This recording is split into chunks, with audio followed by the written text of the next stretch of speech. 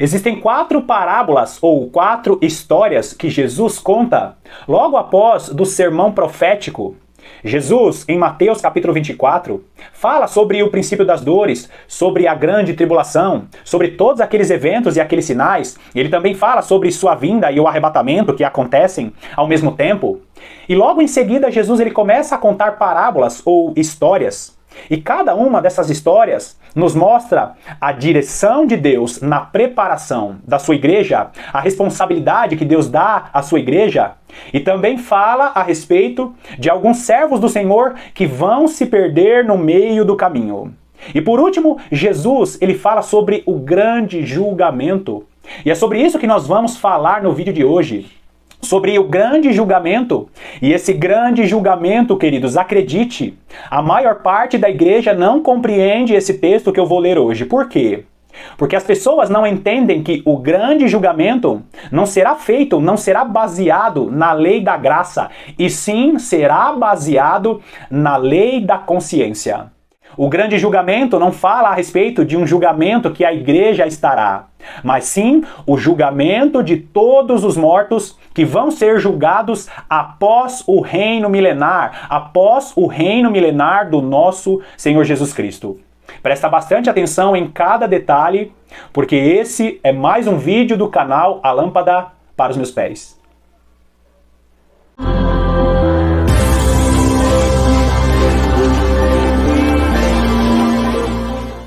Sem dúvida, o tema do vídeo de hoje é um dos temas que muitos cristãos fogem. Por quê?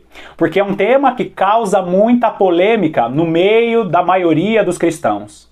Muitos cristãos não conseguem enxergar a justiça de Deus além dessa dispensação. Por exemplo, Hebreus capítulo 5, Hebreus no final do capítulo 5 e no início do capítulo 6, ali o escritor aos Hebreus, ele cita alguns fundamentos ou alguns ensinamentos que são fundamentos da nossa fé. Ele fala a respeito daquilo que é base, daquilo que é fundamento da nossa fé. Ele cita o ensino de que Jesus é a pedra fundamental, nós devemos estar alicerçado no ensino de Cristo. Ele fala sobre fé em Deus, ele fala sobre arrependimento de obras mortas. Também fala sobre ressurreição dos mortos, imposição de mãos. Ele fala sobre o juízo eterno. Todos esses são fundamentos, são a base da fé de todo cristão. E por que eu estou falando disso no início deste vídeo? Porque a igreja ainda não está com seus ouvidos treinados para falar sobre ressurreição dos mortos e para falar sobre o juízo eterno. O nosso Deus é um justo juiz. E quando ele olha para esta terra, ele não está vendo só a igreja. Deus, ele ama aquele seu vizinho que não acredita em Deus, aquele seu irmão ou primo que se declara ateu. Deus, ele não tem prazer na morte do ímpio. Deus, ele quer que todas as pessoas sejam salvas. E é por isso que existe o julgamento do trono branco. A lei que vai estar em vigência no julgamento do trono branco vai ser a lei da consciência.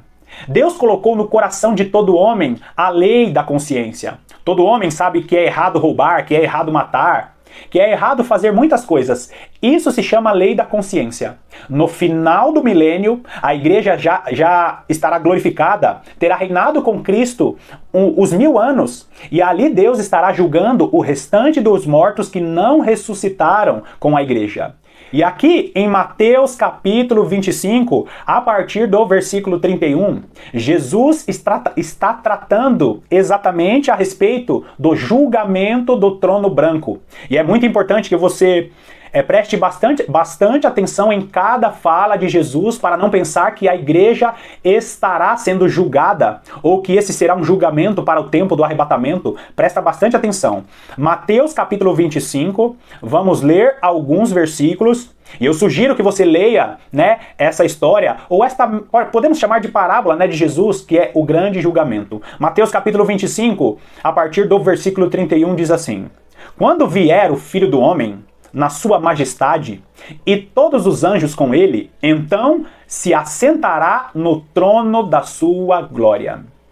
Presta bastante atenção aqui. Nós sabemos que Jesus estará em Jerusalém no seu trono, ele regerá as nações do Monte Sião. Nós sabemos disso.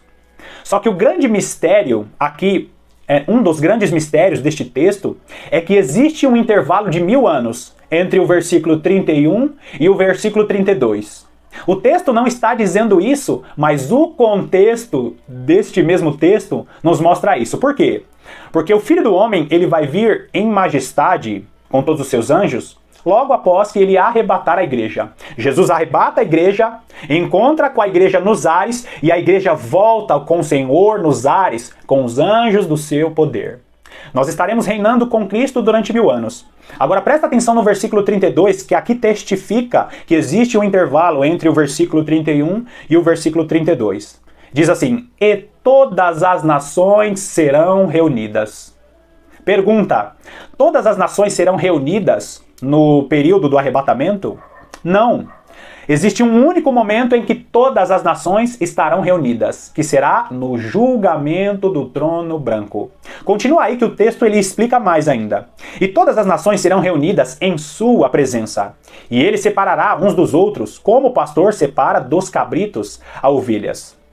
Neste exato momento, presta atenção nisso, neste exato momento, a igreja está glorificada e o Senhor estará em seu trono julgando as nações. A igreja não participa, a igreja não estará sendo julgada, a igreja estará participando ativamente do julgamento. Nós estaremos com Cristo julgando as nações. O único momento que vai acontecer um julgamento com todas as nações reunidas é o julgamento do trono branco, que está registrado em Apocalipse capítulo 20, e logo nós veremos isso.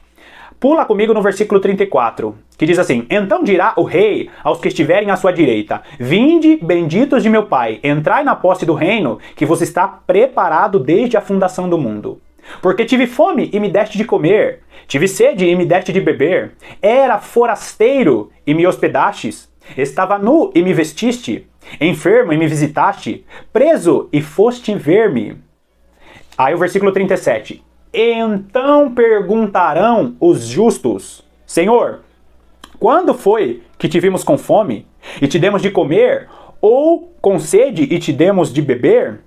E quando te vimos forasteiro e te hospedamos, ou nu e te vestimos? E quando te vimos enfermo ou preso e te fomos visitar? Aqui está falando sobre aqueles que são chamados de justos. Naquele grande dia, Jesus vai estar dizendo para essas nações: olha, venha, benditos de meu Pai. Vocês têm uma herança, entrai na posse do reino preparado desde a fundação do mundo. Porque vocês me deram de comer, de beber, vocês me visitaram, vocês me vestiram quando eu estava nu. E eles vão perguntar a Jesus: Senhor, quando que nós fizemos isso? E aqui nós entendemos que não está falando da igreja. Por quê? Porque eu e você que somos igreja do Senhor, não vamos perguntar para Jesus no dia do julgamento: quando foi, Senhor, que nós vimos o Senhor nu? Por quê? Porque nós conhecemos a palavra de Deus. No dia que nós estivermos prestando contas com o Senhor, nós saberemos que toda vez que nós damos um prato de comida a um morador de rua, nós sabemos que estamos fazendo isso com o Senhor. As pessoas aqui neste grande julgamento que estão fazendo essas perguntas ao Senhor são pessoas que não conhecem a palavra de Deus. É por isso que elas questionam a Deus: quando te vimos nu? Porque elas agiram segundo a lei da consciência. Não são pessoas que agem segundo a palavra de Deus, como nós. Eu e você, nós agimos, nós vivemos, nós fazemos o bem ao próximo porque nós conhecemos a palavra de Deus. Nós ajudamos pessoas porque nós conhecemos a palavra de Deus. Agora, aqui essas pessoas não conhecem a palavra de Deus. É por isso que o texto dá ênfase a essa indagação, a essa pergunta: quando te vimos com fome, Senhor? Eles agiram segundo a lei da consciência e não segundo a palavra de Deus. Então, queridos, os justos aqui não são aqueles que estão debaixo da lei da graça, são aqueles que estão debaixo da lei da consciência. O reino milenar já passou. Aqui, o julgamento não está sendo feito através da lei da graça, e sim da lei da consciência. Agora eu quero que você medite comigo em uma situação. Você mora em uma rua e tem um senhor que mora na frente da sua casa, e esse senhor acorda todos os dias de manhã para dar alimentos aos moradores de rua. Esse senhor não faz mal a ninguém, trata todo mundo bem e ninguém teve coragem de pregar a palavra de Deus para esse senhor. Ele não conheceu o evangelho. Ou de repente esse senhor mora em uma ilha muito distante, uma pessoa bondosa que tem a lei de Deus no coração dele. Pergunto eu a você, é justo, você acha justo uma pessoa bondosa estar no mesmo local de tormento que um assassino em série, por exemplo? Um homem que fez mal à sua nação, um governante maldoso, ou alguns desses homens que enganaram muitas pessoas. Você acha mesmo essas pessoas que são pessoas boas, que não tiveram a oportunidade de ouvir o evangelho de Cristo? Elas já passaram 1000 anos em um local de tormento, pagando ali até o último centil. Lembra daquele texto que fala que eles vão pagar até o último centil? Elas passaram o reino milenar no local de tormento e agora ressuscitam para serem julgadas no grande trono branco. E essas pessoas, elas vão para o lago de fogo sem ter ouvido o evangelho, mesmo sendo pessoas boas? O nosso Deus, ele é maravilhoso, porque ele pensa na salvação até daquele que nunca ouviu o evangelho. Agora, não esqueça disso, queridos. O grande trono branco, a lei que vai estar em vigência, não é a lei da graça. O período da graça já passou para essas pessoas. Ali será levado em conta a lei da consciência. O próprio texto de Apocalipse capítulo 20 nos mostra isso. Os livros das obras são abertos e eles serão julgados segundo as suas obras. Agora, vai lá comigo no versículo 40, Mateus 25, versículo 40. O rei respondendo, lhes dirá: em verdade vos afirmo que, sempre que o fizeste a um dos meus pequeninos irmãos, a mim o fizestes. Os justos são aqueles que são justificados através de suas obras. Obras essas que nós vamos ver a explicação do apóstolo Paulo em Romanos capítulo 2. Romanos capítulo 2, dos versículos 14 ao 16. Inclusive, eu falei em vídeos passados sobre a lei da consciência. Deus estará julgando no grande trono branco através da lei da consciência. Então, não esqueça de ler o texto que eu estou deixando em destaque aqui, Romanos capítulo 2, dos versículos 14 ao 16.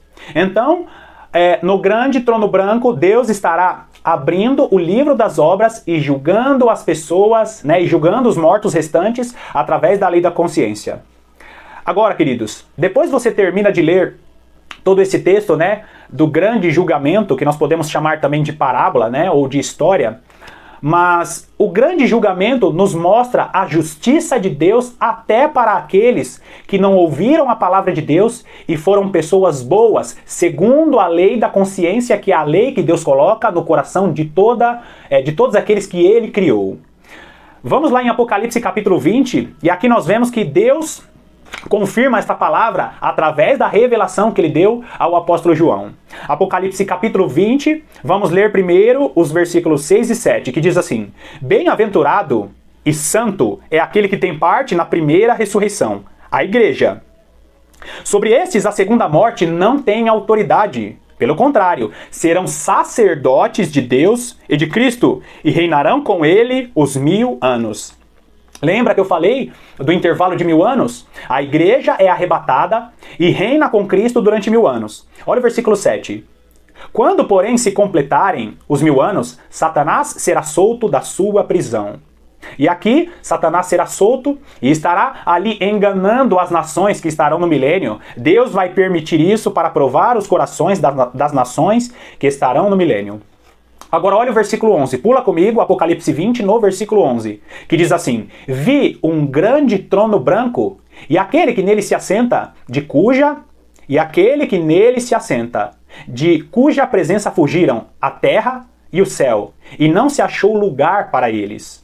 Olha que lindo o versículo 12, que confirma a parábola, a história do grande julgamento. Vi também os mortos, os grandes, os pequenos, postos em pé diante do trono. Então se abriram os livros. Ainda outro livro, o livro da vida, foi aberto. Aqui nós vemos que não somente o livro da vida será aberto, mas também outros livros, E os mortos foram julgados segundo as suas obras.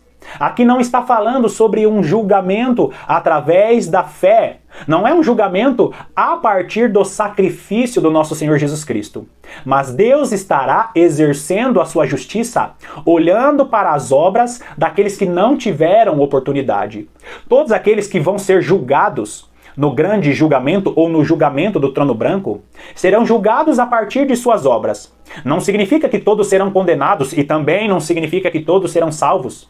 O que o texto está nos mostrando, e também a parábola, né, do grande julgamento, é que Deus estará levando em conta as obras daqueles que não tiveram oportunidade de ouvir o evangelho do reino. Aqueles que negaram a Cristo serão lançados no lago de fogo, serão condenados eternamente. Aqueles que não aceitaram, não receberam a graça, que tiveram oportunidade, todos aqueles que fizeram aliança com a besta, todos aqueles que amaram mais esse mundo do que a palavra de Deus, esses já estão condenados.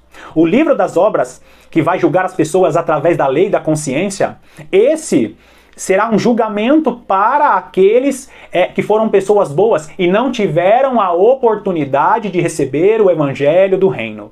Agora, continua comigo aí no mesmo versículo 12. E os mortos foram julgados segundo as suas obras, conforme o que se achava escrito nos livros. Os livros das obras. Estão ali registradas todas as nossas obras no livro das obras. Então, julgados por suas obras e não pela sua fé. A igreja recebeu o dom, recebeu a graça de ser julgado pela lei da graça, né? Graças a... Quanta graça na mesma frase.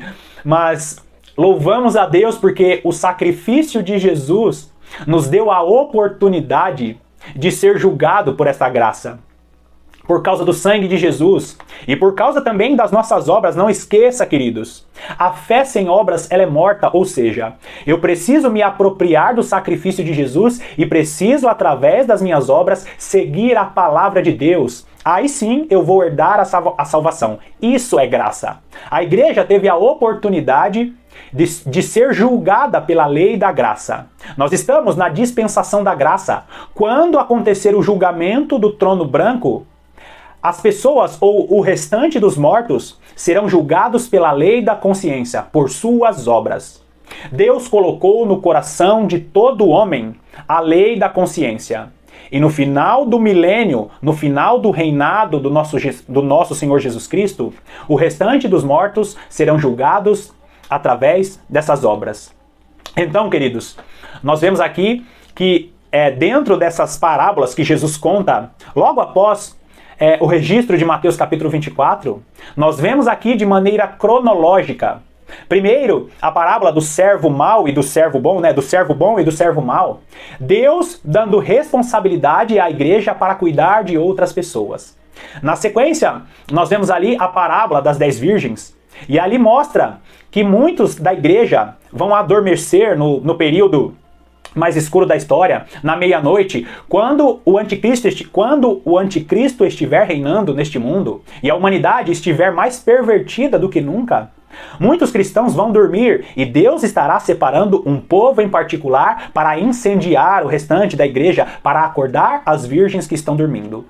A terceira parábola, que é a parábola dos talentos, nós vemos aqui que Deus, ele dá dons, dá talentos aos seus servos, prepara ministérios de governo para que a igreja do nosso Senhor Jesus Cristo seja preparada através destes ministérios de governo. E todos aqueles que foram chamados por Deus para exercer algum cargo, todos aqueles que são chamados, que têm um chamado em Jesus Cristo, vão continuar esse chamado no reino milenar, vão receber cargos de reis, sacerdotes. E essa última parábola, né, essa última história, que tem muito mais cara de realidade do que história, Jesus ele fala sobre o julgamento do trono branco, que Deus estará julgando o restante dos mortos através da lei da consciência. Conseguiu ver aqui a preparação da igreja durante as gerações para cuidar de pessoas, a grande tribulação, né? Deus vai preparando a sua igreja, Deus vai preparando o seu governo para que possamos estar com Cristo reinando no milênio e julgando as nações no milênio. Grande é o mistério de Deus que ele deixou escondido em sua palavra. Grande é o mistério de Jesus que ele deixou escondido em suas parábolas. E eu fico muito grato porque você chegou até o final de mais esse vídeo. Que Deus te abençoe ricamente e que o Espírito do Senhor te guie para compreender toda essa verdade. Até as próximas meditações.